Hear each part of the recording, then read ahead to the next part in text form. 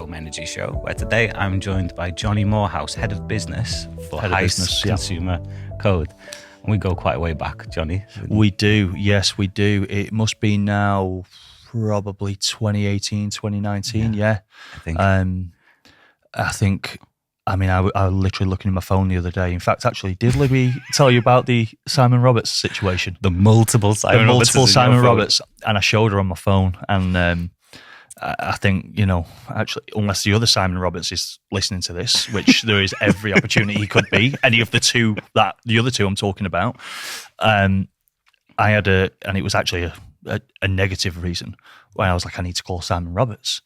Anyway, and I got this really shitty email. And I was like, oh, Simon sent me this. So I thought, well, we bell him. Well, what's this all about? I was like, right. So I'll get on my phone. Simon Roberts. Simon Roberts. Simon Roberts. Cy Roberts. Simon Roberts. I thought, I've absolutely no idea. I just love the approach, though. I'm just going to phone each one, and it's like Russian roulette. Someone's going to answer. I did, but you were the fourth one. Thank God. And I needed to call you first. That was the problem. I ended up calling Simon Roberts from SR2 Renewables. I think you might know him. He's based out in just out of North Wales. Great guy. And I said, Si, why have you sent me this shitty email, mate? He went, oh, I thought we got on really well, Jonathan. Sorry, that was my. You can cut that one out if you want. That was absolutely. my Welsh accent's not there yet. And I ended up going through all these different ones, and I thought, you know what, forget it. I'm ringing Libby. She'll know which one. She will know if it's. But for the record, it wasn't me who sent you. It wasn't you. No, it wasn't you, and you wasn't the one that we were looking for a different reason. But it was weird because both from North Wales, both born in the same year. And I had to then actually go on to find the picture. And Libby, bless her, she went, I don't think Si's had hair for the last 10 years. So it's definitely not him. I was like, yeah, right. Okay, perfect. I've definitely got the right one. Yeah, nice one, Libby. Cheers. So go quite a way back. And Hito actually were a member of the HEIS Consumer Code. You are, as well. But for the people who are watching, I'm sure quite a few people watching from the installer community will also be members of HEIS. Yeah. But a little bit about you, because in the short time we've been speaking, I've already heard some pretty interesting facts about you. Yeah. So what would you say? I always ask, what is the most interesting fact about you as a bit of an icebreaker? But then from what I've heard already, I don't know if you can pick just one. It's a tough one. This could be a separate podcast itself, actually. About Johnny. Yeah. God, yeah. People would think that's all I do, actually. What is the most interesting one? I definitely couldn't pick one of them. It could be one of the 3 or 4 current roles I do. Head of business here at HEIS Consumer Code. Have been here now just going on 6 years.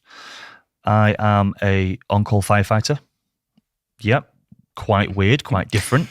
If I'm not speaking to heat pump installers or speaking to battery installers of terms of, fire regulations, I'm going into a fire where there is battery storage. You've seen one on fire. Yeah. We have, yes. We've seen quite some stuff on that one, so it's tough. I'm also a football scout at Blackburn Rovers. That's something you actually didn't know. No. Yeah, no, you're hearing about that for the first time. I'm a new dad, well, for the second time round. So I have an 8-week-old baby now. I have 2 Siberian Huskies. The list goes on. You wake up at 4 o'clock. I wake up at 4 a.m. I'm an early riser. Yeah, it's there's a lot going on in my life at the moment, and busy man. Well, I'm actually 18 years old. It's just I look 33. The industry will do that to you, mate. I think. Well, very much so. Yeah, I've definitely put years on since coming in this industry. But what got you from what got you into this industry? Yeah, that's a good question, actually, because I think one of the only parts I didn't mention is I'm also an ex-professional American football player. This is going to be some segue. It's so bizarre. Yeah, I'm really struggling to see how I can then bring and tie that really back in, and it's actually quite abrupt. So thankfully, I can't even try and paint around this one. my now current wife, I say current wife like I've had a few, like Henry VIII. No, it sounds like you're about to get rid of it. Oh, well, to be fair, she's not waking me up in the middle of the night with a baby at the moment, so she's here to stay. I think this one. But no, we lived in Finland, which is an odd part of the world, I guess, in terms of what reason would you live there, especially American football. American football is actually the second most popular sport in Finland. Seriously? After ice hockey. Yeah. My only awareness of Finland is that it's freaking cold. It is Baltic. Yeah. It is ridiculous. But we lived out there the year of the World Cup. Was it the World Cup? Oh, when they did it they did it across kind of like the Scandinavian. It was in Russia. Yeah. No, it was in Russia the year I was there. So it would have been 2017, 2018. And we had a heat wave over here back, and we had a heat wave over there. So it was actually 48 degrees every day in Finland, which is unheard of. Yeah.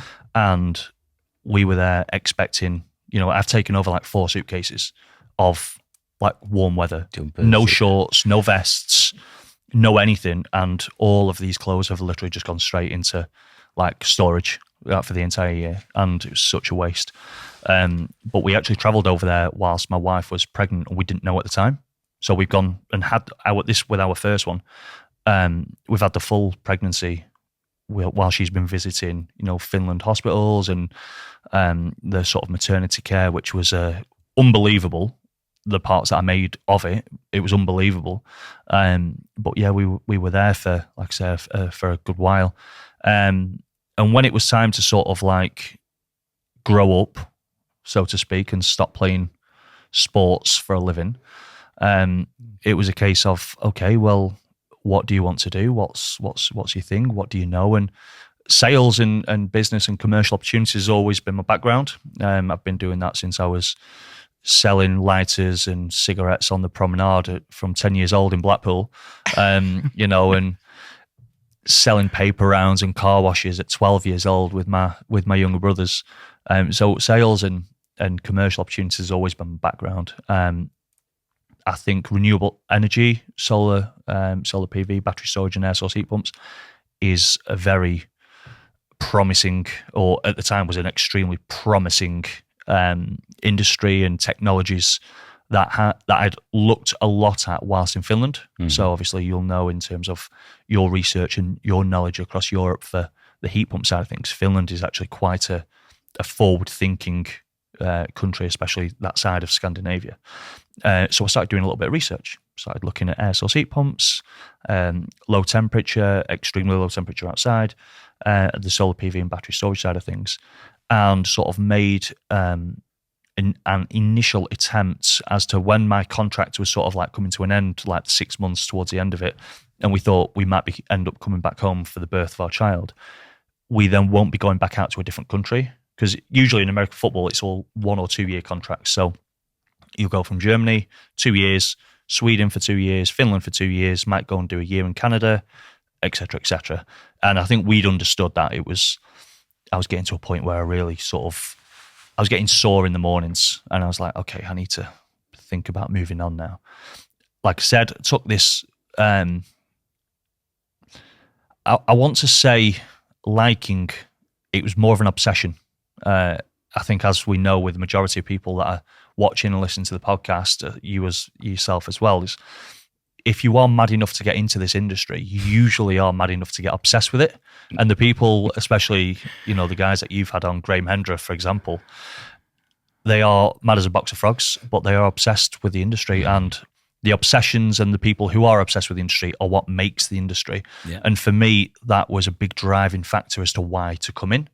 So anyway, I ended up coming home, adjusted back to 12 degrees of rain and wind and whatever, the northwest coast of Blackpool gives you at the time. Had the baby and started looking at the industry. I knew in the B2C market, it was never really my bag. I've always enjoyed dealing with other commercial and business entities, such as yourself, and looking at commercial solar, commercial heating systems, from going business to business. I had a look at that, and it really still wasn't my aspect. I wanted to speak to people who will like me. That was what it was. I just want to speak. That's all I wanted to do. I wanted to effectively to get paid to speak to people who are like me, which is quite weird because if you're watching this and you think you speak to me a lot and you're now getting offended thinking you're nothing like me, then I do apologize.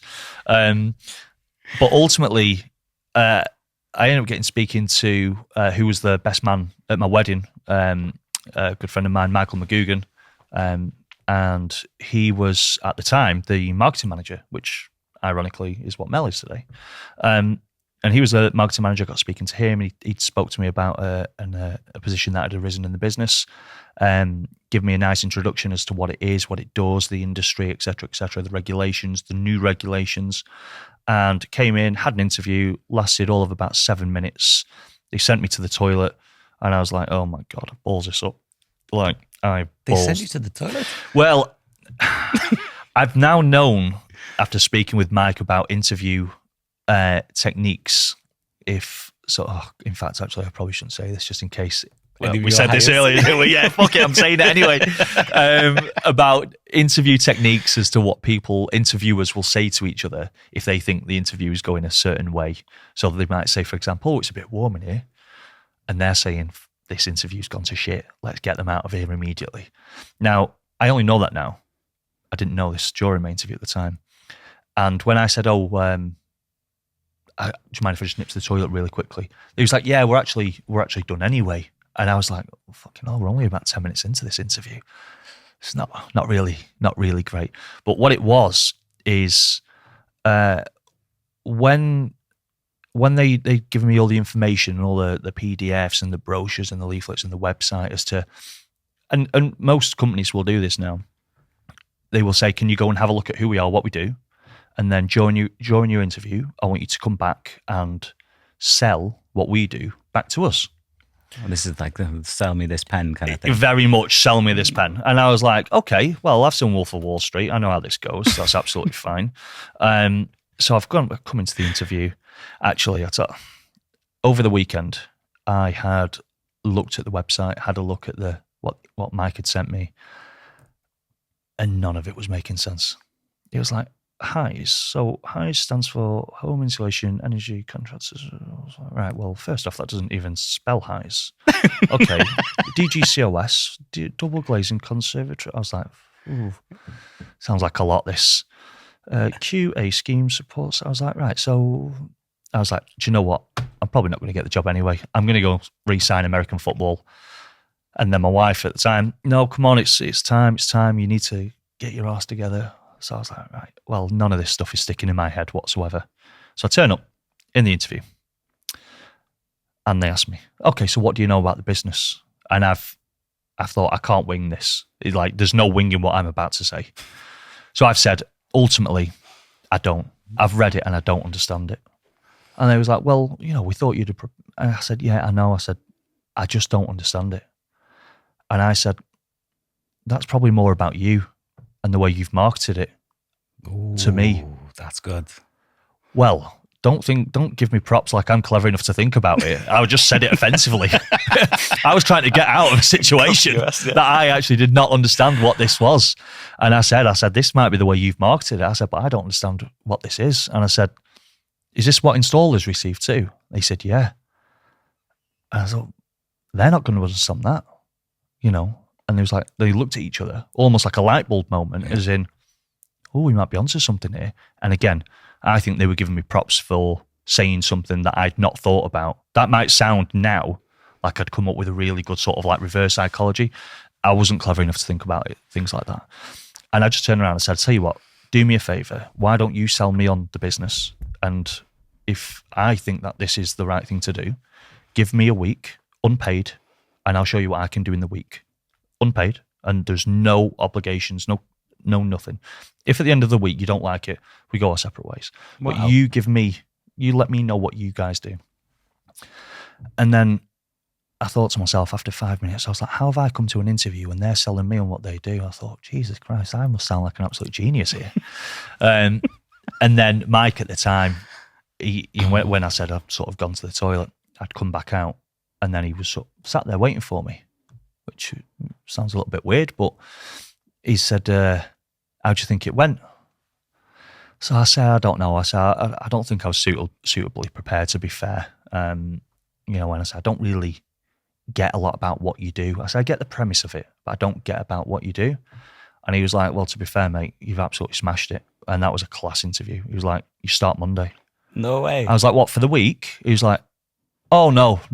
We know you were just saying that. And I was thinking, I wasn't. Like, I kind of will just do it for a week. And because the thing is, I wanted to see if I liked it. I'd gone from playing American football, having afternoons off every day for 5 years, to you're asking me to come in at 8:30 and go home at 5 o'clock. Like, I need to see if I like it first. Like, this week thing's not for you, it's for me. This is a great technique to pass on to anybody going into an interview. Yeah. If you can get it so that they're actually pitching to you. Yeah. And you've offered to work for free for a week and somehow they've gone, no, we want you now. I think they were desperate. I think they just interviewed so many people and gone, we need to wrap this up. We need someone. But this was 2018. Yeah, 2018. We're now in 2024. Yeah. So if I said to you now, okay, for everybody at home, we need, what is HEIS? Pitch HEIS to people at home. Yeah. Well, now surely 6 years on, you must be able to, you've got that. Yeah, I mean, I can explain who we are, what we do, how long it takes, what it's going to cost and what you're going to get for it. That's absolutely my, day and night. Please do. Early mornings. Okay, yeah. But the first thing I always say to everyone, and I think obviously there'll be a lot of the people who's watching this, is you need to understand who you're speaking to before you start explaining about who you are. So a sales process is always about fixing a problem and giving a solution. So let me say this, there is no bigger fan of the HEIS Consumer Code than I am. I am the biggest fan of who we are and what we do. So I can sit here for hours and talk about how good we are. But we're not for everyone. Mm-hmm. We're only for the people who want to elevate themselves and provide an extra level of service. So the HEIS Consumer Code itself is there to show the installers in the renewable energy sector that they adhere to and work to a certain set of standards when operating within that renewable sector. So you've got your MCS, you've got Flexiorb. They are the overall arching standard of installation and design within the industry. And what that does, it provides that end user, which 99.9% of the time is a homeowner or a domestic dwelling at least. And what that does, it will show them that that installation has been installed, sold and documented in a very correct manner. So the manners that's been set out by trading standards. Now, what we're there for is to approve, accredit, and really rubber stamp that installer or that organisation. So when the consumer is buying, they are buying with trust, confidence, and peace of mind, which are our buzzwords, by the way. I feel absolutely amazing every time I say it out loud because I know I'm just reading from a brochure. But ultimately, a brochure that was not there in 2018, though. No, it was. It was a horrendous colour and it was terrible fun. I'm really glad that we have got Mel now because she's come out with some of the most amazing marketing material for it. But it's everything is simplicity. Mm-hmm. We are in a very complex industry anyway. Don't make it more complex than it needs to be. All right. That consumer needs protecting. That's what it comes down to. The consumer code is there to provide that extra level of consumer protection for the homeowner. So that's what it's there for. It has evolved over the years. So, in the inception in 2010, when the HEIS Consumer Code came around, was very much a consumer protection scheme that an installer would sign up to on a membership basis. And they would effectively join the club and work to the standards that we say you need to go out there and do it. And that was absolutely brilliant because at the time, you only had RECC, the Renewable Energy Consumer Code, who also do a fantastic job in also providing that consumer protection. But we were what I like to call the noisy northerners. I think that's what Fergie called City when they came around. The noisy neighbours, that was it. And I stole it at the time, and I said to who our MD Faisal Hussain, I said, we're like the noisy northerners up there, just creating a massive ruckus and a massive circus up in Preston, and we're sort of really trying to not recreate, but move along consumer protection. That's what it was always there for. Because there was a time when RECC was the only one you could join. Correct. So correct. When did HEIS actually come along as an alternative for installs? So the consumer code status was granted in 2015. So in terms of the actual consumer code, we are about to celebrate 10 years as a CTSI approved consumer code now. And this is you mentioned earlier around the likes of MCS and FlexiHub as two alternatives. So we go back to I'm thinking back to the days of maybe 2008, 2010, when it was all you had as an option, if you wanted to get into renewables, you had to be MCS accredited and you had to be registered with the RECC. Correct. And then 2015, 2016 comes along and you have an alternative then to the renewable energy consumer code. But what were as you say, definitely there were the noisy neighbours. I remember when you guys came along, and you were like I think back now it was like a bit like a challenger bank coming along. It was kind of like a new entrant that came in. You had a fresh look to it. You were actually quite commercially focused, whereas I suppose RECC could become a little bit stale in that environment because they were the only one. They didn't have to compete for the work, and you guys kind of came in with marketing collateral, with a push towards the market. But what were the substantial differences between HEIS and REC? Yeah, so I think the beauty of what HEIS has and the benefit that HEIS has is it's learnt from all the mistakes that our other schemes within our organisation has made. So I mentioned about DGCOS, for example. So DGCOS is effectively very similar to what HEIS is as a consumer code. It doesn't have consumer code status, but it's a consumer protection organisation in the double glazing sector. So the good Lord knows from the 90s and the early 2000s, obviously, how glazing was. And with Fencer and the other competent person schemes out there and the insurance-backed guarantee needs for the glazing sector, we had DGCOS first. So that was our first organisation and scheme, if you will. And then I think what's happened over time is our founders and directors, they looked at the overall home improvement industry.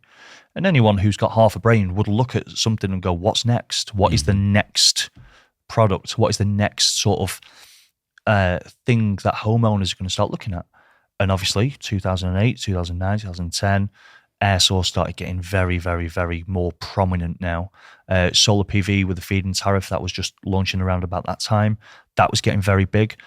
And I think we, obviously, whilst I wasn't there at the time, we as an organisation had recognised there was a very new industry that we could tap into.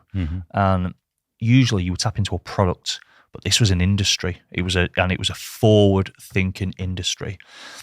The average age of someone I would speak to is probably around about early 30s. Like, I'm talking to some guys now, and ladies as well, which is absolutely fantastic. Early 20s, mid-20s, and they're talking about like launching a 7-figure business within the renewable sector. Innovation, isn't it? It's the amount of exciting developments in the industry and the technology and how it keeps improving. It kind of draws those people in. Yeah, innovation, I think you've absolutely nailed it on the head there. It's such a big word because everyone wants to be different, don't they? We all want to be different. We all want to stand out. What's that different thing that our mates aren't doing? And back then, no one was doing renewable energy. Everyone knew what a gas boiler was. We all needed a gas boiler because if we didn't, we would be freezing. We all needed electricity and LPG if you're a little bit more remote, for example. But no one knew. I think air source heat pumps is, and this is controversial, air source heat pumps isn't what is needed yet. True. For everyone who's destroying me at home, signing up to RECC. I can already. Graham Hender's just fired. Graham Hender is on his way. He up to? Well, he's on doing all my hard work. Yeah, I can hear it. If he dials in, we'll have to. Yeah, if he dials in, I'm going. Yeah. Air source heat pumps aren't what's needed yet. Now, the government say by 2050 we are going to be clean as a whistle. And I would very much like it if that's the case. It'd be fantastic for the economy, fantastic for the future, the health of the country, and probably individual health as well. Getting there doesn't mean it needs to happen tomorrow. What it does need to do, it needs to be roadmapped in a very certain way. And I know I sound extremely political here, so I'm going to get off this subject in as quick as I can in a minute. But it needs to be roadmapped in a very certain way that it's done correctly. Mm-hmm. There are a lot of 2 up, 2 down terraces out there that does not need a 10 kilowatt heat pump stuck on the side of it just because they can get benefits through Eco4. Yeah. It just doesn't work like that. So I think, going back to your original question, so I can get off this subject really quickly because I will be here for hours. The main differences, or what we'd look to have done differently to what RECC had done, is probably not all that much, really. We just look to have done it in a different way that actually also helps the installer. That's it. The average installer, like I was saying, they've done gas boilers since they were 16 years old. They came out of school with half a GCSE and they've been putting boilers in houses since they were 16 years old. And they have propped up the heating system of the UK, which is absolutely fantastic because we would not be where we are without those guys. But those guys now are either going to stay in that sector until it literally does become a fossil fuel and it's done forever, or they will very slowly integrate and move over into the green sector, which is obviously where we sit and where we love. Now, what we have tried to do, and I think what we've done in a very excellent fashion, is we have helped guide and hold hands with all of the guys who want to change, but are a little bit objective themselves. So the majority of heat pump installers, or the majority of gas boiler installers that I will speak to that aren't yet educated on the heat pump side of things, are all very sort of dismissive. They are sort of objective against the actual system. It's overpriced. It doesn't work. Homeowners don't get it. Probably 2 out of 3 of those are probably correct, but not in every situation. And it's about educating the UK as a whole, consumer and installer, as to how that can become efficient and sort of more proactive, so we can actually push this. So that's what we've done. We've, hired some fantastic individuals within the industry that are now sat within our business that really projects all the best advice for these installers from a compliance standpoint, from a commercial and sales standpoint, from a technical standpoint, from an admin and recruitment standpoint. And what we've done is we've helped give the foundations that will allow an installer to go and do what they do best, and we can help with all the stuff that they don't do best. So we're balancing out that organisation, because the consumer code status and the consumer protections that we offer, very similar to what RECC do, is to protect a homeowner. The easiest way to protect a homeowner is to stop a company from going under. Mm-hmm. If the company's still around, there's a very good chance the homeowner is going to be protected. To stop a company going under, you need to be proactive as opposed to reactive. We have been stung in the past. We've seen a lot of companies go under. I think you and I have seen a very good big names as well amount of names recent as well, like shocking overnight ones as well. And I think a lot of it now is, what can we do? How can we see this early to help them stay afloat, and not even stay afloat, but also, flourish and take to the next level. So that's the differences. But if I say differences, it makes it sound like they're not doing it. They very much still are doing it. It's just that we've carved a niche out in the industry where we will take an installer to sort of like the ends of the earth to help them with things that they didn't realize they needed help with. I think, in the time I dealt with both REC and HEIS under a previous business and seeing you guys coming up, I think one of the standout differences to me was that REC had a kind of, you can join us if we decide you're allowed in. Whereas I found with anybody that was dealing with HEIS, it wasn't an open door policy. It wasn't a kind of, we're after as many people as we could. But what I found was you guys added an extra layer of support. So anybody who wanted to join but had those challenges in front of them to do it, and there are challenges, not just with HEIS, but getting transitioning from fossil fuels into renewables. There are hurdles to go through, but you kind of brought a support service to the table to Yeah. take them through those steps. Yeah. And that makes a huge difference to installers who are facing these challenges and trying to move through the hurdles. Yeah. And I think one of the standout parts was the way you, yes, you're a consumer code. Your job is to protect the consumer, but as you say, you were supporting the installer to so that they knew what they had to do in order to achieve this. You put the installers in a good position to make sure that they were going to be there for the long term. And we've seen installers, and actually really good installers, that companies have gone under through no fault of their own. If they've done a big contract and somebody hasn't paid them, and that means they can't pay the bills and they're forced into that position. But actually, if you can support installers through those challenges, and they can flourish, they're there for the long haul. Therefore, the customers are supported for the long haul. But in terms of the protections that HEIS offer, those support services are incredible for the installer. But the actual code itself, that is a code of conduct that the installer will follow, and that includes things like the consumer contract and the templates around those kind of things. Correct, yeah.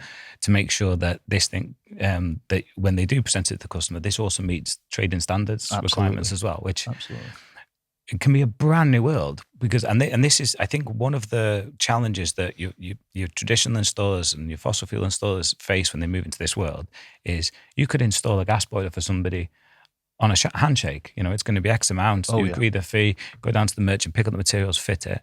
But then all of a sudden you're signing installation contracts. You're giving 14-day cooling off periods. There's regulations around distance selling or on-prem selling and things like that. This is a new world to these guys. Oh my God, yeah, you are so right. You couldn't write a situation that I found myself in a couple of weeks ago. This was actually at the back of Solar and Storage. So I may or may not have been in a public house during this may or may not have been where this conversation might have taken place. The two individuals may or may not have been intoxicated. No idea. After what I'm about to tell you, very much so they were. And I mean, I say I overheard, I was sat kind of right next to them really. And they did and I like to exaggerate. I'm not exaggerating when I say a spit handshake. Spit handshake on he would come around next Friday and fit his boiler for him. So I'm sat there in awe, obviously, as to the fact he spat on each other's hand because I thought that was absolutely disgusting. Loved it secretly, but it was disgusting. But I was sat in awe as the fact that they'd just been sat there they were actually talking about getting an air source. So this was a solar installer, which a lot of people automatically assume if you're in renewables, you know air source and you know solar. Not the case. One is water, the other one makes water go bang. It's not the case. And he had looked to get an air source heat pump from a heat pump engineer.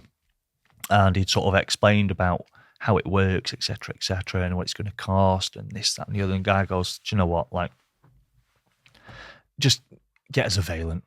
And I'm thinking, oh, that's a decent heat pump. We'll be all right with that. No, it's a boiler. It's a combi. I was okay, that's interesting. No problem. And he's turned around and said, I'll be with you next Friday. So, right, okay. And he goes, so, can you get me a certificate and for it? He said, well, what do you need your certificate for? This was to the homeowner, who also actually was an engineer. He said, well, like for when I sell my house, nah, you won't need it. You'll have an EPC somewhere, I reckon. If not, you can download it and whatever, you'll be fine. It's just a boiler. If it's an air source, it's different. We'll have to do a little bit more. So with a boiler, I'm only charging you 1,800 quid. Don't need all the paperwork for that. He's okay, fair enough. Yeah, I'll have it for 5 years anyway. And he's done the handshake deal on it, and I'm assuming he's gone round and fit his boiler. And I've looked at that and I've gone, that is the most unregulated conversation I've ever heard in my entire life. And this is something that is going to actually heat this person and potentially family's home for X amount of years. Selling it, maybe, I don't know. But what I've learned from, especially the last 2 or 3 years now, is installers are actually terrified of paperwork. Terrified. Now, at first, I was a little bit more naive in terms of thinking they'll be fine. They'll sign up to a quality management system, which we'll get onto in a second, and they'll be fine. They are terrified. They are absolutely terrified of paperwork. They will do everything they can to make sure they don't have to do the paperwork. And you and I both know it's a very regulated industry and it's only getting stronger. There has to be an element of paperwork to it. There is no escaping. I don't care who you are, as to what organisation you're a part of or whatever you're going to say, there has to be a level of paperwork for it because it's what protects both parties. Now, obviously, from our first conversations were when you were with Easy MCS, which is now Green Pro, which is fantastic rebranding, which is obviously where I know Libby from. And Easy MCS, which is now Green Pro, have been a very close, I don't want to say the word ally, but they've been a very fantastic support arm to every organisation that we work with. So, and this is not a sale for Green Pro, by the way. This is just because they make our life easier, but the installer's life so much easier as well. And what it does is it provides that installer now with such a higher level but easier level of knowledge as to why certain things are important. It used to be you needed to provide this, and an installer get, yeah, okay, I need to provide it. I'll just give them that, and it was done. And the installer never knew what they were signing up to. Yes, we're talking about consumer protection and homeowners, et cetera, and what they're signing up to. But the installer never knew what they were signing up to. So all of a sudden, when something goes wrong with that installation, and in 2 years' time, that installer's got to go back out and fix it free of charge, and the installer's going, I'm £100 call-out rate. I'm thinking, no, you give them a 2-year workmanship warranty there to say that if anything goes wrong, you're going back out and fixing that. Oh, what? I'm not doing that. Why am I? And they didn't know what they were signing up to. And we talk about homeowners not knowing what they sign, but there is such an importance of installers and engineers and organisations knowing their internal processes, which is why, we've heavily anticipated and held companies' hands to looking at the likes of Green Pro and Paperclip and Trade Engine and things like that, because what it does is it provides, especially with the consultancy side of things that these quality management systems do, it provides with an engineer and an installer a layman's term but easier understanding of why they need to do this paperwork side of things. And I think now, where there's breadcrumbs everywhere now for every installation that goes on, you will always find paperwork now that you see, or you should do for the most part. I think what we're definitely finding is the installers who are wanting to do the right thing are the ones who are getting up to speed with this side of things now. They understand, for me to thrive as a business, I need to know what I'm providing the customer, but also what I'm sort of on the hook for too. Mm-hmm. And that's been a big thing over the last few years, the biggest sort of change in the industry that I've seen. Yes, and it's been there for, the actual paperwork side's been there for so long, but I think that it becoming normalised. Yeah. But I always think to the installers that sit there and they'll do, I don't know, they might do a boiler installation a day, maybe a couple of services alongside it. And I think to those installers who, when they're really starting to kind of build up their self-employed customer base, and it's all about year 1, year 2, as many boilers as you can fit as you can, get them onto service plans and then maintain them.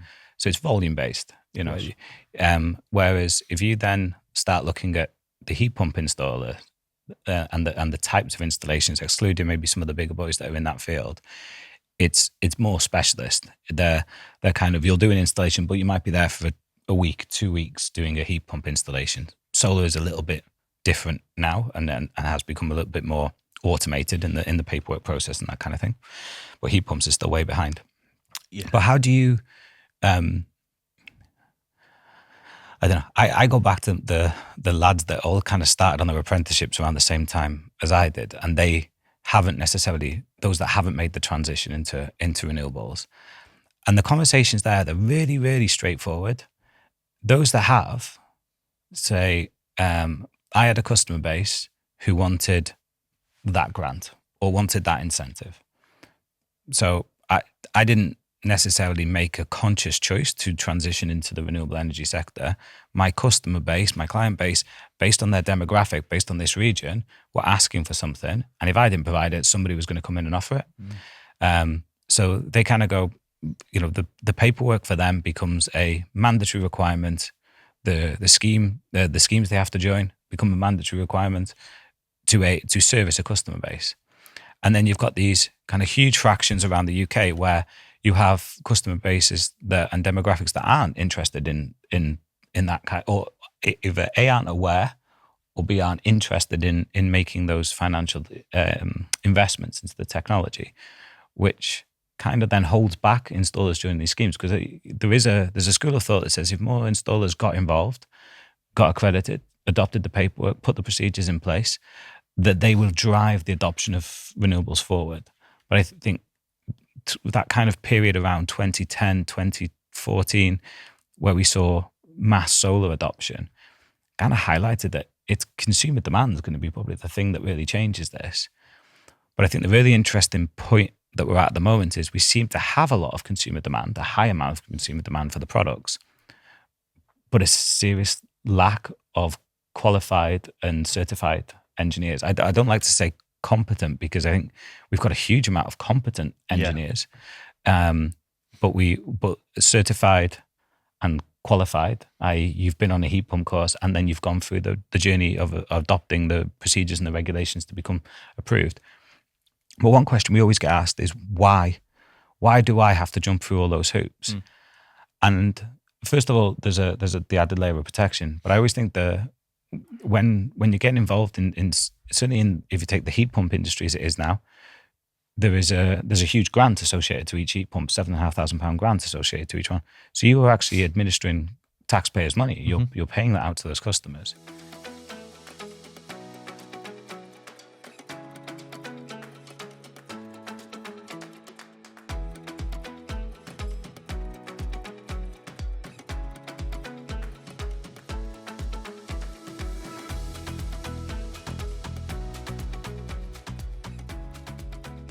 One of the questions I wanted to ask was in more relation to solar and whether you see this as a view of heat pumps in the future. Solar now, there is no government-backed incentive necessarily. Yet my understanding is there's still a requirement for installers to be certified and to carry the paperwork, to be a member of the consumer code. What's underpinning that? Is that because you can still get this? Is it the smart export guarantee? Yeah. So is it to access the smart export guarantee? Do you still have to have those accreditations? And what would happen if somebody went and fitted a solar system that weren't a member of Consumer Code or MCS? Yeah, no, that's a great question. So I think there's a two-part answer to that one. So the smart export guarantee is almost like the baby brother to the feed-in tariff days. My mum gets the feed-in tariff. She has 5 panels on a roof, and she is still making a fortune from back in the day. And she doesn't realise how lucky she is sometimes with it. And they were getting 45 pence per unit. Oh, she was one of the 45. Yeah, and she lets everyone know about it as well. That was gold time. That was. I wish I understood. I wish I understood everything back then. Yeah. I would have made a killing on that side of things. But what's really funny is her company went bust. That installed, naming no names, literally not naming names on this one. Done it before. The company that came back out, and there was no insurance back guarantee on that one because my mum is, she's from Lancashire, tight. So unfortunately, didn't want to pay that extra money or to get that accredited installer, which she's learnt from. And I always use this as a bit of a stick to beat it with by the sound of it. Yeah, a little bit. Well, she is about it all the time now. If you just listen, Mum. And I always use this as a bit of a thing for installers. I said she didn't want to spend that extra 150 quid, 200 quid. And she used Dave down the road. It wasn't to come and fit this. And they've gone, and a company that then came back out to sort some of the issues, they've gone. Really. Company then came back out to sort those issues. They've gone. But these would have all, well, certainly I would have guessed the first one would have still had to be MCS. The first one certified. was, yeah. And the insurance back guarantee had gone, had lapsed by that point. So unfortunate, because these insurance back guarantees that installers will receive, they do have a certain amount of years on them.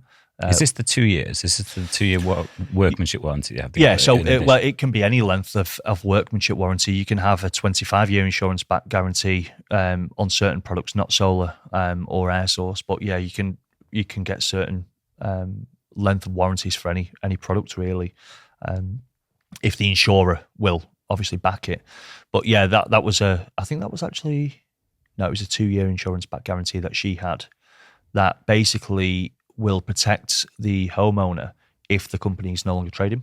And obviously the company was no longer trading, but I think it was around about 5 or 6 years. Now, again, most people know that battery, I mean, you shouldn't even have a battery storage. She's got one now, but most companies will know at the time that these products don't last that long. They didn't back then anyway. The technology now is unbelievable, so they can last, you get, some have got like a 25-year, 99-year manufacturer's warranty on these things, and with panels and things like that, they're so good now. If installed correctly, they're very good. So, but I think what happened was it showed that she, to get the feed-in tariff, obviously had to have an MCS registered installer, and once that installer had gone, she was really sort of like left like looking around, and her money was gone. There was no further help in on whatever. So thankfully, it's kind of paid itself back for the fact that she's getting the feed-in tariff at 45 pence.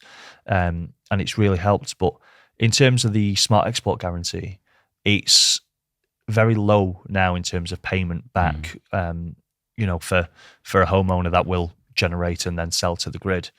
But what you were finding were the energy providers, to ensure that the installation was to a certain standard, where they were then going to get the correct amount of energy back to the grid, and it was monitored and it was all correct. They would make sure that the installer was MCS, and there was an MCS certificate that went along with it. And FlexiOrb, which is a recent qualified competitor to MCS, FlexiOrb is the flexible, oh my God, I forgot it now, energy oversight registration body. Sorry, David Lindsay, you're going to kill me because I know you're going to be watching this. It's been a long day. It's actually only 9 a.m. So they are now the full equivalent to MCS, and what they did is they contacted the energy providers, said, look what we do, etc., etc. You could also call them the noisy northerners, really, but unfortunately we've trademarked that one, so you can't have that one, David. So but what they did is they showed, obviously, the energy providers what they do and the extra levels of protection they provide, etc., which is very, very similar to MCS.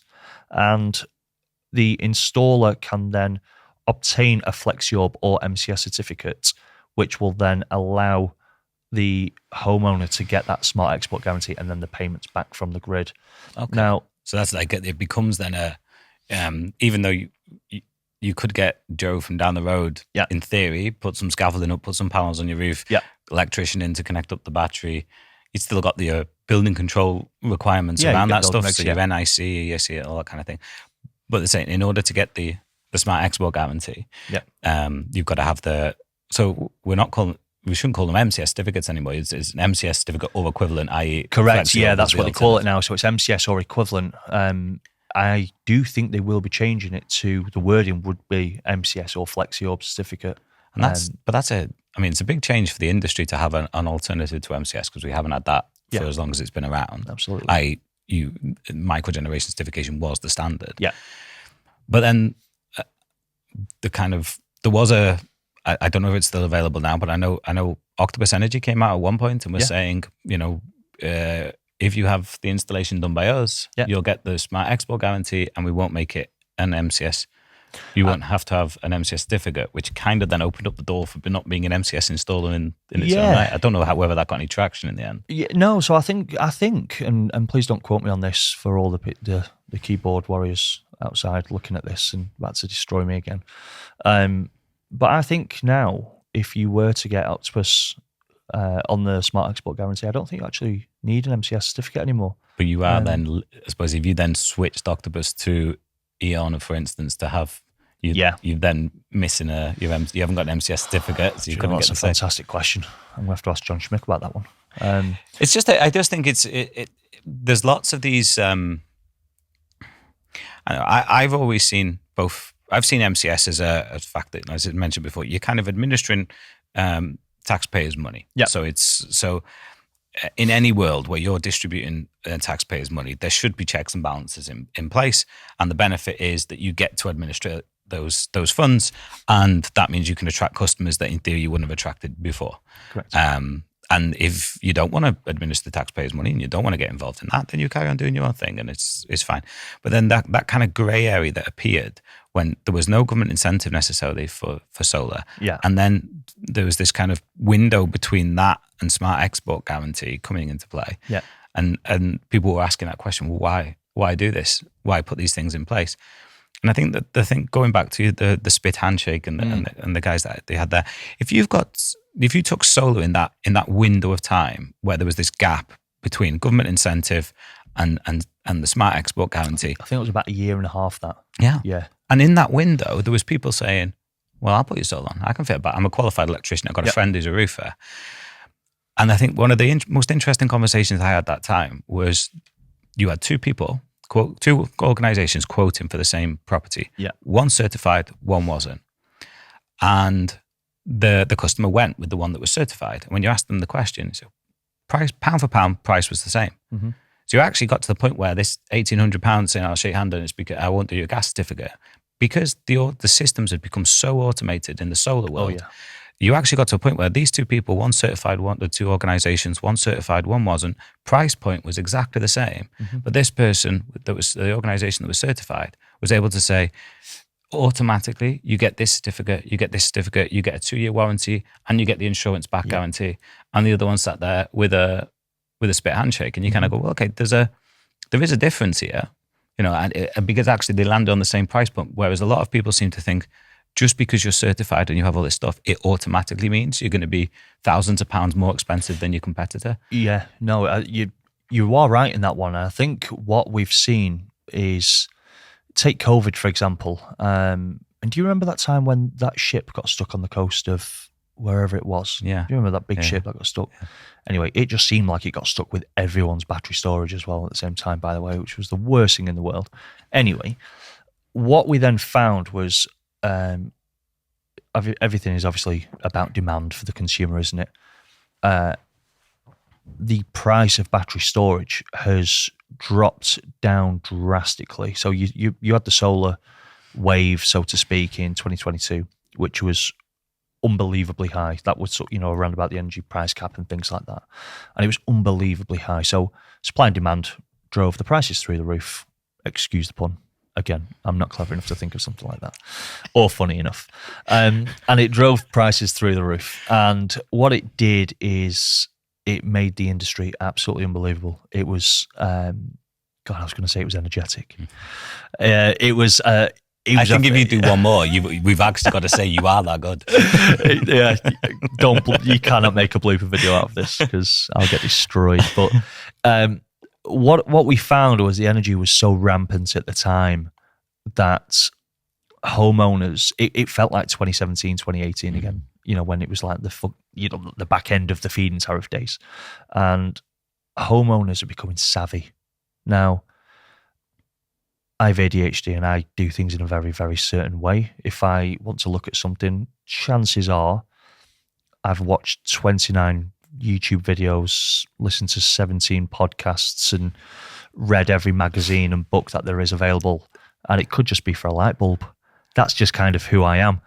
But what we've started to find is homeowners are very much doing the same thing. Mm-hmm. Now, we all have YouTube, LinkedIn, Instagram, everything on our phones that gives us every piece of technical information. Do you remember back in the day when you had data sheets and you felt like you owned every piece of product technology because you were the only one that had this data sheet? It's almost like you had the secrets to everything.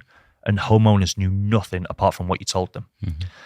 We have moved on so far from those days now that, I kid you not, there is a vast majority of homeowners and Joe Public out there that knows more data about solar PV, air source, battery storage than some installers. Absolutely. And it's because they're willing to part with £15,000 for a system. They're gonna start looking at what this does. How does it work? What's it going to cost? What am I getting bang for my buck? So they are going so far down a rabbit hole, which I do, with everything now to a point where they are learning about that product inside and out. So what it's done is, in a way, they've subconsciously educated themselves, and they've stumbled across HEIS. They've gone, right, Octopus Energy, Eon, OVO, Project Solar, Hetio, they're all HEIS members. Look at all their products. Look at how they do things. That is unbelievable. Okay, yeah, it's a bit expensive. Right, okay. Well, I'll tell you what, let's get a few more quotes. We'll get Dave down the road because, we fit Zoe's air source last week, and, she's getting hot water for the first time in 20 years, so he must be good, so we'll check him. Oh, he's coming out at a grand less. Right, yeah, okay, but I've read all these things, and all these things that say I've got HEIS and things like that, and these are the extra levels of protection I'm going to get, but he's not got it. So what's actually happening now, which is making my job so much easier, is the consumers are going to the installer and going, I'm really happy with everything that you've got. Why don't you have HEIS? Why aren't you MCS registered? Why aren't you FlexiOp registered? Well, it's an extra cost, and I don't really see the benefits. And what it's actually doing, it's role reversal. So we talked about the interview process earlier. The homeowner is actually selling HEIS to the installer and going, well, if you had it, I'd buy from you. That's huge, isn't it? The installer's ringing me going, right, I've had a customer last week and they've asked for that we need to be a member of HEIS. And I'm thinking, this has changed so drastically to when I first started doing this 6 years ago. Consumers didn't know a thing. But now, consumers have got quotes from 5-6 different companies. 5 of them have got HEIS, 1 doesn't. Why don't you have it? And then all of a sudden, now it's actually coming from within to out. So, we speak about obligations. We spoke off air, didn't we, about the obligations that the experts in the industry have to educate sort of inwards. Now the homeowners are the ones who are educated, and for the first time ever, and long may it continue, by the way, for the first time ever, the homeowner are actually educating from within to out, and they're telling the homeowner, the installers, about best practice and deposit protection guarantees and mediation. I want mediation. Yeah. I'm a homeowner. I want mediation. Installers going, what's mediation? Is that not where you cross your legs and you put, your hands to? No, that's meditation, you clown. And it's showing a completely different side to what homeowners are now looking for. It's a different world. You see them now with we've seen a consumer actually sent us through the spreadsheet that they'd created. Yeah, and quotes. Yeah, but it kind of had. So their journey started with they'd seen an advert for £7,500 boiler upgrade scheme, or the boiler had broken down, and they googled, right, £7,500.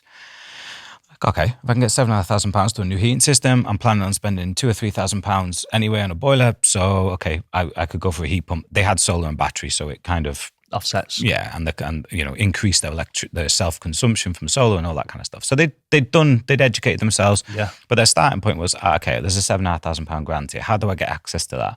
And then it was, okay, MCS was one, and then it was you had to be a member of Consumer Code, and it was HEIS. So they looked then, first of all the installers in their region, and they had them all listed as MCS installers. Yeah. Which of those installers then had HEIS? Didn't have REC. They only had HEIS on there as their thing. Wow. And I think that's a big part. That comes down to brand presence. You guys have put yourself out there. People know of you guys. It's a domino effect. If one's got it and they're doing well, the next one wants it. And, we brought Octopus Energy on board last year, and you can probably imagine what that's done for huge. us in terms of, they've got it.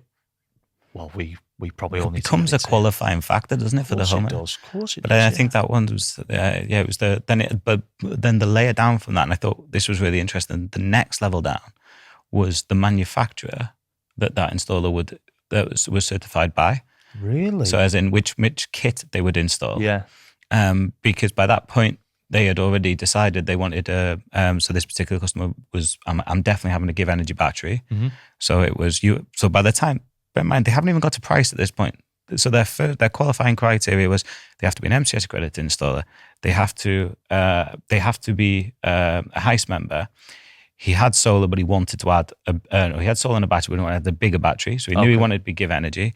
And they also had to be certified by Samsung because he wanted a Samsung heat pump. So they actually, and so he's gone from this huge list of installers down to, there was about 2 or 3, of which we were one of the ones that they were coming to on the list. But then other things started to come in about, so this triggered us really, about being FCA accredited. He wanted access to finance to fund it, and he wanted the installer to essentially do the arrangements for that.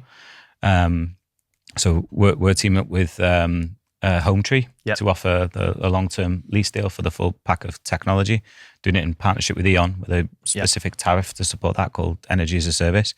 So you've got this installers, like this consumer has gone down to that level, and then when you get down to being an FCA accredited, I think we have to be an independent IAR. IAR, yes.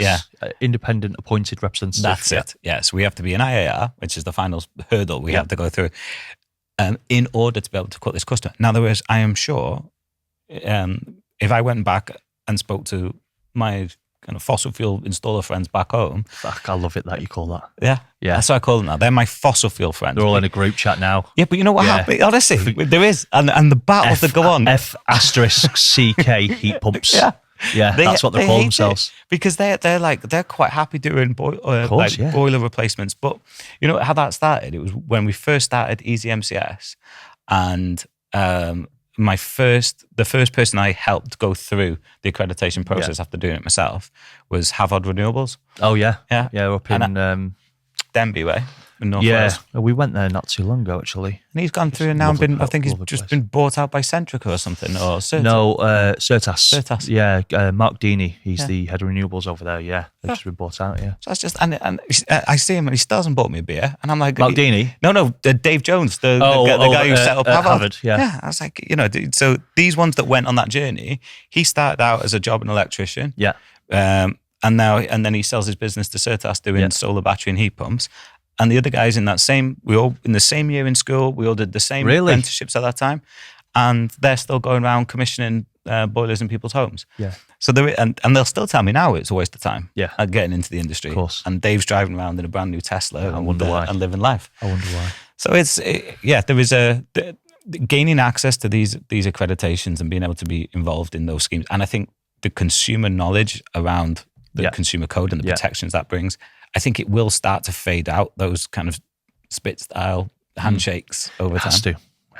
It has to. It can't not. Because what you'll find now is, so we live in a new build, and so we have panels on our roof, and it came with an MCS certificate. Okay, well, if I now want to go and sell my house, I need that MCS certificate. The guy who's got spit dripping off the bottom of his hand, when he goes to sell that house, they might ask for the service plan, or they might ask for the latest EPC or the manufacturer's warranty on the boiler. How are you going to get that? Now, I think when you say it's going to phase out, as boilers phase out, which I am a little bit sad about, by the way, just so we're aware, again, no daggers, but I am a little bit sad. I grew up with them, as we all did. As they start to phase out, and obviously heat pumps are going to become extremely prominent, whether it is just heat pumps, hydrogen, which I am not the biggest fan of, by the way, again. I think most of us aren't. But as the heat pump side of things start to really phase in, all of that paperwork and all of that sort of knowledge and documented information, that has to be there. So that's going to actually push those guys out anyway. And like I said, I go back to education. it's our job to educate those installers. So those installers who are sort of, objective to it, I get it. I get why. They've never had to do it. So all of a sudden, why do I have to do it now and not get paid any more money for doing paperwork? Well, that makes no sense to me. Well, you have to protect the homeowner. It's simple. You're going to protect the homeowner anyway because, you live around the corner. You're going to protect them. You're going to be there. You're going to see them in the pub Friday night. You're going to protect them. Just put it on paper. That's it. Just put it in an email. Put it on a document. And then just store it in a nice little place where everyone can see it. And if you sell your house, and then move all that document to the new homeowner. Yeah. You're doing the same thing. You're already doing it. Just document it. And I think that's, like I said, that's what's going to happen with that side of things. But I'll tell you an interesting one. And I'm really, really intrigued to see where this goes. Eco4. So this is for those who don't know, this is the Energy Company Obligation. Yes. It's the fourth round of it. I call it edition. Sounds cool. Fourth edition. Fourth edition. Energy Company Obligation version 4. Yeah, I like that. Return of the poor installations. Yeah, you went there. I mean, he's not wrong, but he went there. So, and I'm not glad you said it, but you're not far off where I'm going with it. So, we obviously have a huge part of the UK where they are in fuel poverty, not through any fault of their own, not through the builders who put it on, but most likely due to technology not being ready and certain political parties getting their own way. It's just the way it works. So there is a ton of households out there that don't have heating, don't have great electric, they're paying through the roof, no insulation, etc., etc. So the government are obviously putting things in place with the energy providers, who we are finally getting our money back from those energy providers after taking it all from us in COVID. And what they've done is they've put these energy company obligation things in place, which is now developing that property from a energy efficiency standpoint. Now, up to Eco 3, there wasn't, if any renewable energy measures that were in there. So it was very heavily around boiler replacements and wall insulation, which is fine because any, energy efficiency property that you have, to build a solid foundation, you need to put things in place to stop the heat getting out. And that is always going to be fabric. So always, yes, fabric first. That's with obviously heat pumps as well, not just boilers. But now what we're seeing is a lot of renewable energy technologies now going into eco. Now, we see the good and bad side of that, as you can probably imagine. Everyone's got their own opinions on it. Race to the bottom, no homeowner, so no one's paying for it, therefore no one cares, etc., etc. And I get all of it, and I'm not here to myth bust or anything like that. I always like to get people's take on why or what they think of, and we're all reversing. I was going to say, I'm asking you the question. It's just because I know this wasn't in the script, was it? No, it actually wasn't. Sorry about that. It's because I know you're an extremely, and probably most people who sat where I'm sat now, extremely passionate about the products itself. Do you think that having heat pumps in eco and social housing and HUG and warm home grants, which is coming in, do you think that is right for the industry? Having them in, yes. How it's been applied, no. And I think we've got, somebody gave me this analogy the other day, so I'll try it out and see if it makes any sense. Yeah, go on. It's like trying to get, if I wanted to go from here to Manchester and I didn't know the way, what would I do now? I'd go on Google Maps and it would tell me the direction to get from here to there in whatever was my preference. If I want to get there in the quickest time, or if I want to get there the shortest distance, and it's going to set out my roadmap to get from here to there.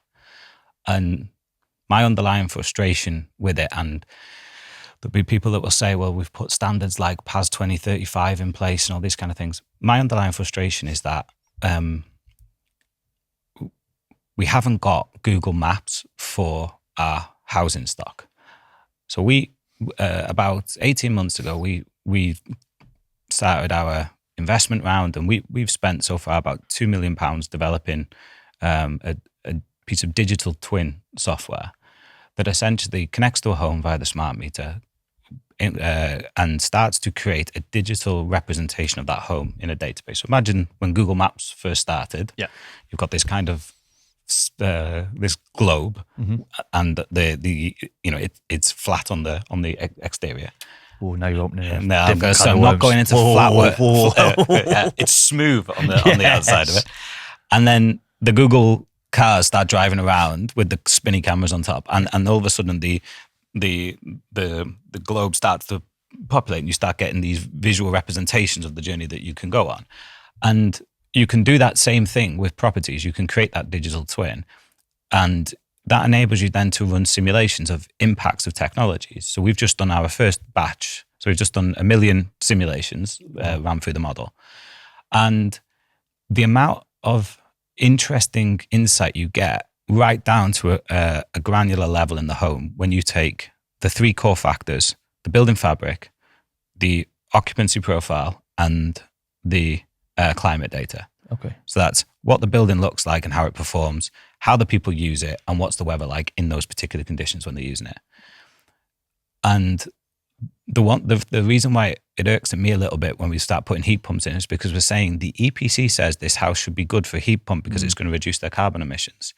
Whereas I've genuinely seen firsthand people come to us, connect their home, we ran the digital twin, and they've gone, I'm thinking about having a heat pump. And when we run the digital twin, which essentially looks at their half-hourly energy data, we take their gas data, we segment that via an algorithm into heating and hot water loads and cooking if it's done by gas. And you look at it and go, you barely use any gas for heating. And we've actually had people that have been ashamed to admit it. We've had people that have come on and said, yeah, I keep my home at 21 degrees pretty much all year round, or within the heating season. And this doesn't stack up. We've run the simulation. We've seen your gas usage. These two things don't equate. And only upon questioning, saying, have we got something wrong? Is there something wrong in the data? And to be honest, I can't afford to have the heating on. The house stays at 14 degrees pretty much all year round. 14. We actually said that particular one, there was a spike one day, which was Christmas Day, when the family came round. Yeah, so to the outside world, it looked like he kept the home at 21 degrees. Right. The reality was, could not afford to have the heating on. No. Putting a heat pump into that home is not the next best thing that person would need. Right. But that's what they were getting promoted. And actually then when you looked at the performance estimates they were getting using the existing methodology at the moment, it was, this home, you spend 22,000 kilowatt hours a year on space heating. They were nowhere near it. No. They were closer to 6,000 kilowatt hours. By having a heat pump, you're going to save this much money. And it's like, it's not even, they're not spending that much now. Yeah. Is this another company that's then gone in and give them that information based off what they've told that other company? Exactly. Yeah. So this, the company have gone in and done their heat pump system design, as in size, specification. They've then taken their EPC, and the EPC says 22,000 kilowatt hours for space heat, and then they've ran that through the MCS performance estimate and come out with the output on the other end. And there's so many factors then that play into that. And what should have been the journey for that customer, taking the PAS 2030 thing, I get. Yeah. There has got to be some standardization around it. But there's an element of, this person was a homeowner, this was their home, what was the right thing for them? And actually the driver for that person then changed completely. It moved away from I'm trying to save money. What they're actually trying to do was achieve 2 or 3 degrees higher levels of comfort in the home, be able to have the heating on a little bit longer for the same spend. And actually when you ran it through, and the way they ran their heating system, and they have it, they had it on for a couple of hours in the morning, a couple of hours, the right thing for that person was to have a boiler. Yeah. In the way they lived their life, they weren't going to change, they were in their 60s, the kids had all left home. Yeah. They weren't going to all of a sudden change their profile. Yeah. Yet they were being offered a heat pump under Eco 4. And I was kind of saying to that person, to be brutally honest, I love heat pumps. I will talk about them forever and a day. And I said to that person, look, this is not the right thing for you. Yeah. Even if it's free. Yeah. It's not the right thing to put in your home. But it's free up front. Exactly. Might not be free. You tried running it in those 2-hour periods every day. And you wait till they turn it off, because they will. Yeah, you wait till, and they will, and put it in silent mode. That's something I learned from Graham on LinkedIn as well the other day. It's like, that blew my brain. No, and do you know what? I'm really glad that you've said that, because it kind of really confirms a lot of things that I'm thinking. Just because something's free doesn't mean it's right. And solar PV, we know what it is. We know on the 3 days a year that we get some sun, and you are going to generate electricity. I get it. It works. It's a tried, tested method. Heat pumps, it's not exactly a new product anymore. It's been around 15, 20 years. And well, actually, it's been around a lot longer, but in terms of the way we know it now, it's been around long enough to understand what it takes. I think what it is, the eco side of things, and we just tend to sort of label it the funded market, so to speak. So we have able to pay, which is what we all know, and the funded market, where obviously they are entitled, so to speak, to grants or whatever it be. I'm a huge fan of it, because it is ultimately going to get us to where we need to. 2050 is we're not going to get there without something like this. It is very obvious. We know that, and we're okay with that. I am very much in a case of understanding each design and scope and the installation side of it to make sure it's right. Because if it's not, we can work for the next 25 years as hard as possible and throw these heat pumps in, and we'll tick all the boxes, and we will look like the most up-and-coming country in the world at the time. But in 2051, 2052, 60, 65, when my little boy, who'll be, I don't know, I'm not good at maths, he'll be older, and my youngest, I was going to say my newest, my youngest boy, I'll tell you what, have you got kids? Yeah. Yeah. You got more than one? No, just one. Just the one. The transition from saying my little one and my oldest or my youngest, that's going to take some getting used to. Just them. Them. Yeah, and we're not getting started on pronouns. It's them. But with those, that's my worry. And, I'm 33 now, believe it or not, but by that point where I might be in a different situation or a different role to what I'm doing now, I might not. I hope I'm not, actually. The amount of worries and issues that we're going to see then, because of the way we're dealing and acting now, that terrifies me. That absolutely terrifies me, because if you have a bad boiler install, Dave down the road can come in, rip it out and put a new one in, get a plaster in, and it looks good as new, so to speak. You go wrong with a 10 kilowatt heat pump system, that is going to be a 35, 40,000 pound refit, and you're going to have issues. And it's the echo of it, isn't it? It's another. Of course it is. If you're not conditioning the customer, if the property's not in the right place, if their mindset's not in the right place to have it, and I think a big factor that we're seeing. So we launch our smart charge product in November, which is the ability for somebody to connect their battery to the platform, and it will optimize it against a tariff, opening up the market a little bit to those ones that maybe outside of Octopus, some of the newer tariffs that are coming onto the market. And it's incredible that you see the impact that just a battery as a standalone can have. We've seen people coming in that used to, they would always of the opinion solar and battery had to go together. Yeah. And now we're seeing these apartment blocks coming online that don't have solar. They're just having a battery fitted in their home. They're on fully electric, and this ability to kind of charge and discharge during these periods. And I look at some of those the homes that we've heard coming through on Eco4. More from advice, they're asking, is this the right thing? Am I getting conned or whatever? And when you give that advice to them, you actually say, no, there's nothing wrong with what they're offering you. It is a legitimate scheme, whether it's the right thing for you. Yeah. And then they connect the home to the platform, and we run the simulation, and actually you start going, hang on, you could have actually saved. Your better choice here might be to go down the route of putting battery storage in first. Is battery storage included in Eco4? Can they get it under Eco4? No, and whether they can or can't is a different story, but I believe it's not included. That would be an incredible... Would that be Eco5? Possibly, Eco yeah. 5 is? Is that Eco 6? Because I don't know whether they give. I know solar fell into it in a bit, and they did a lot with EWI and cavity wall and roof and loft insulation. But I just think battery storage can be so powerful, and the capacity of it. If we're saying that the journey is decarbonisation, if we're saying electrifying our homes is the way forward, then what we're missing is capacity in the home to manage and store it, and obviously capacity in the grid. But we've done a project recently with a SunAmp thermal battery, hot water batteries, and again, an incredible piece of technology where the home was restricted to about, in terms of traditional hot water storage, about 120 litres, fitted a 300 capacity SunAmp, so it's equivalent to 300 litres, and they've now shifted all their charge for the hot water into off-peak periods. Oh, wow. So they're getting, and they're actually able to, if they do a full charge during off-peak hours, it's lasting them 2 days. Yeah.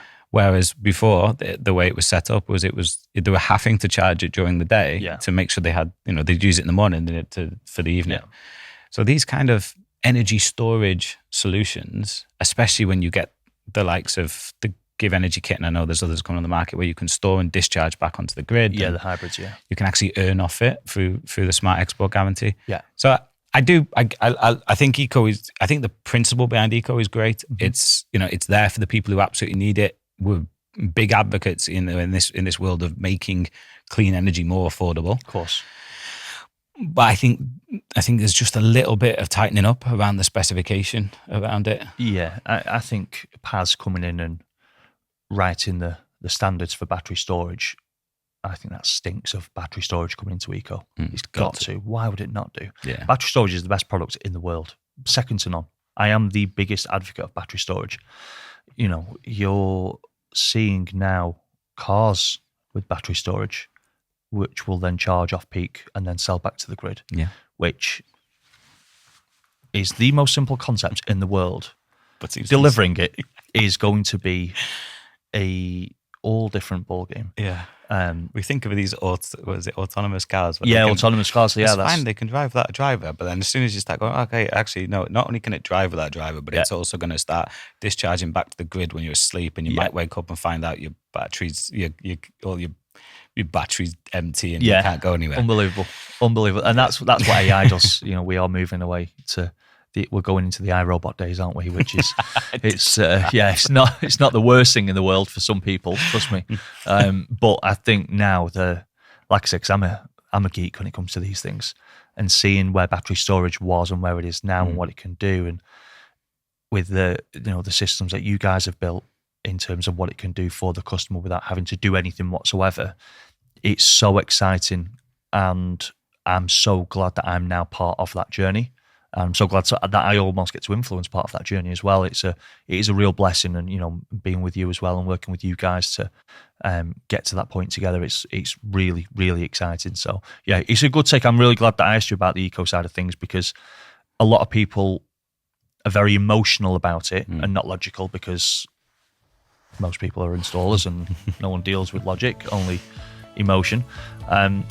And so it's good to really get a logical take on that. So, yeah, I'm really glad I asked. Well, we are about wrapped up for this episode. Yeah.